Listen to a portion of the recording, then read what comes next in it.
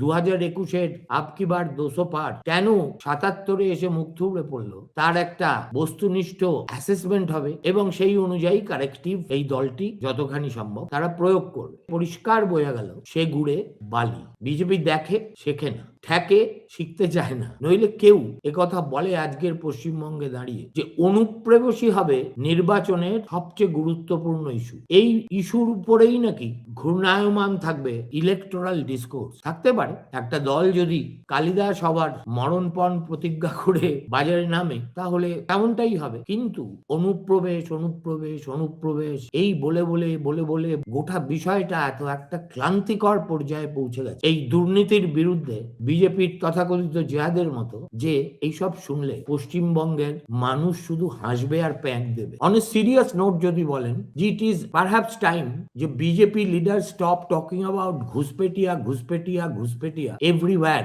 যেখানেই নির্বাচন সেখানেই। বিহারে যেখানে এত কাণ্ড করে, এত এসআইআর করে এক পিস ঘুষপেটিয়াকেও চিহ্নিত করা গেল না, অবৈধ নাগরিকত্বের কারণে একজনের ভোটাধিকারও খর্ব করা হলো না, সেখানেও তো আপনারা এই একই কথা আওড়ে আওড়ে আওড়ে আওড়ে কিছু ফল হয়েছে দেখলেন। আপনাদের জয়ের পিছনে এই যে অকারণ আর্তনাদ, তার কোনো ভূমিকা আছে? কোনো নির্মোহ বিশ্লেষক কি একথা বুক বাজিয়ে বলতে পারবেন?